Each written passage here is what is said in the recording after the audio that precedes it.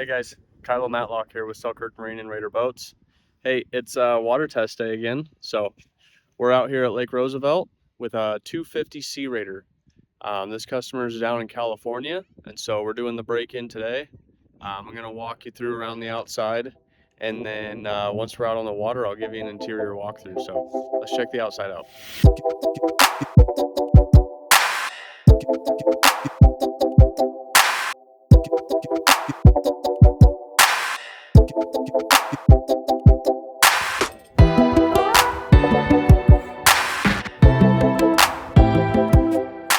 There we are. So this is Azure Gray. It's one of the new colors that we kind of started doing this last year. He's got the diamond plate anchor guard up front. That's kind of a custom pulpit that we've done. You can see how the roller is kind of built into the bow.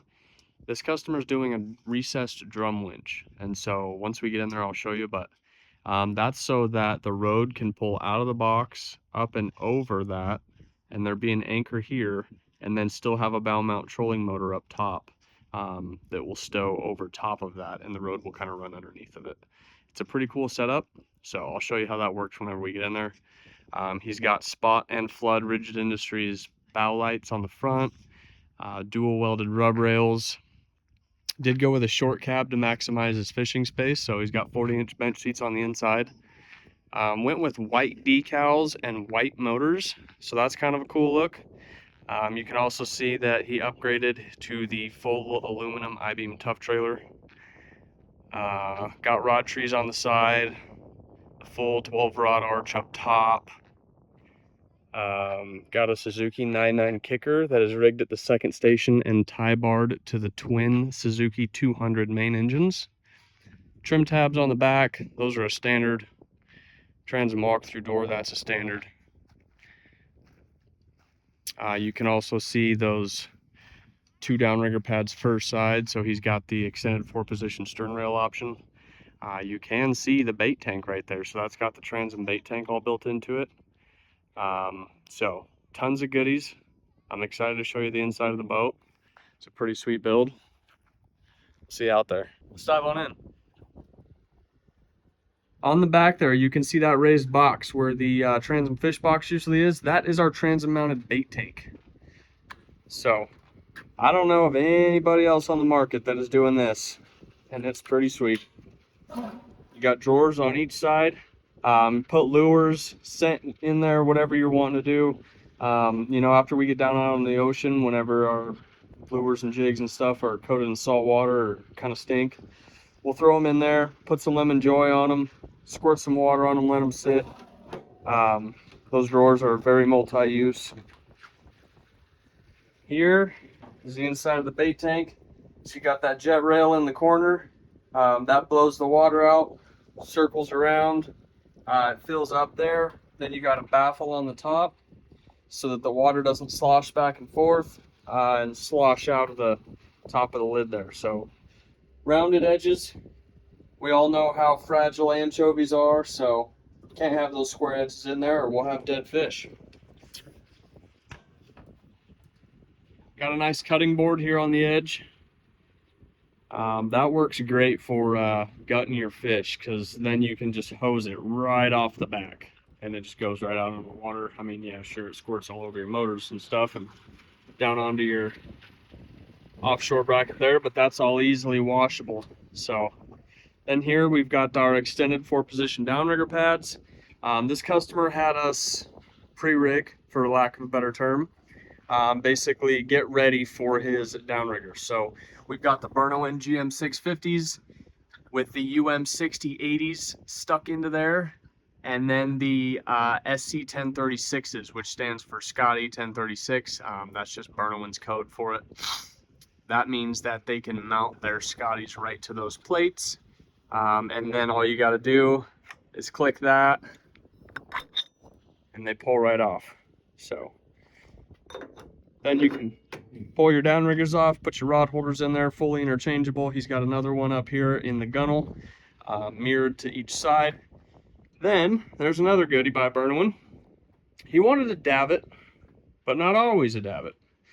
And so by doing the Burnowin setup there, we bolted the davit down in the tray, well, the davit socket there, and then this is a pull that Burnowin makes that clips into their GM650s just like a rod holder would.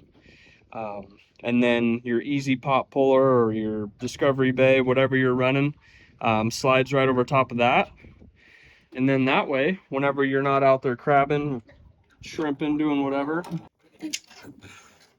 and you can pull it out, bam, put a rod holder in there. So, like I said, you can either have the davit pull in there inside of the socket here and using it for pulling crab pots, shrimp pots, whatever you're doing, or you can take it out and put a rod holder in there whenever you're not wanting to use it. So that's pretty awesome.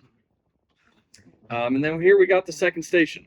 And so we've got our kicker rigging there. That's a TD50 screen, so it's the same size as the GHC 50s that come with autopilot systems that you see always in our videos, except it's more of a multi-use screen. It's basically a tiny 1243 XSV or whatever.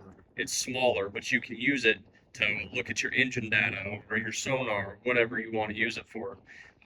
It's just much more multi-use. You've got your SMG 4s right there for port and starboard engines, your digital engine rigging. That is the switch for your aft deck lights, which you have 2 of them.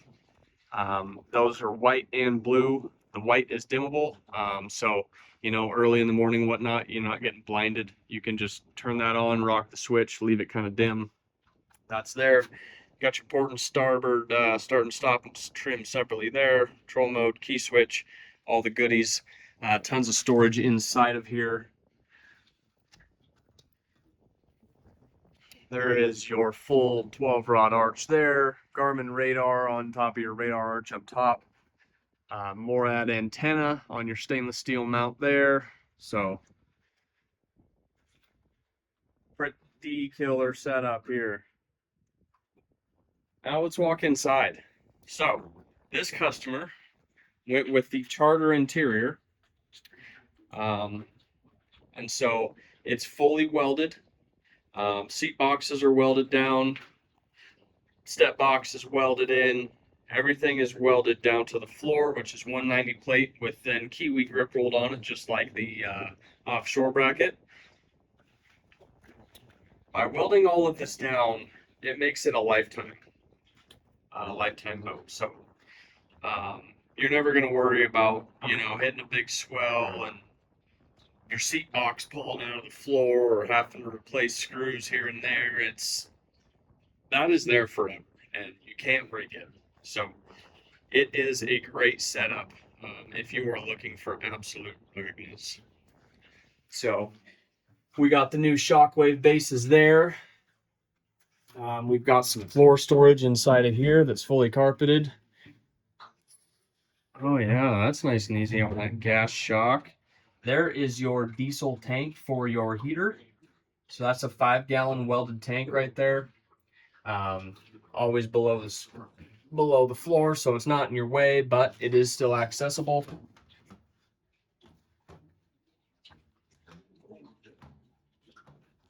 And then we've got your fuel tank and the control module right there for it. Vents on the side and the top.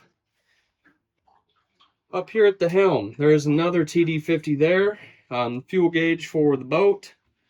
Both SMG 4s, trim tab controller, digital engine rigging, control mode, start stop, your full switch panel. So great setup up there. Put the key switch on the back. That way your elbow's not hitting it whenever you're bouncing out through the ocean. Coming up on the front here, there are these spot and flood bow lights. Here's the kind of unique setup we did that I was trying to show you from the ground. So you might think that looks a little janky what I did, but the customer's supplying his own road.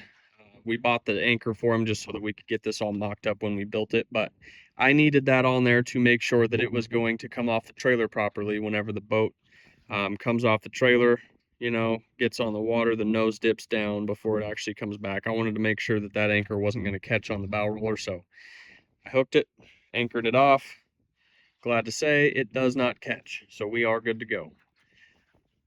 Then you've got your Easy 4 drum winch inside of there. Good look at the Garmin and the MORAD right there. Got in-floor storage, a foundry hatch to get down below. The floor here to access the whole bottom. Very, very cool setup. So then his 100-inch bow mount will stow right inside of the bow rails right there.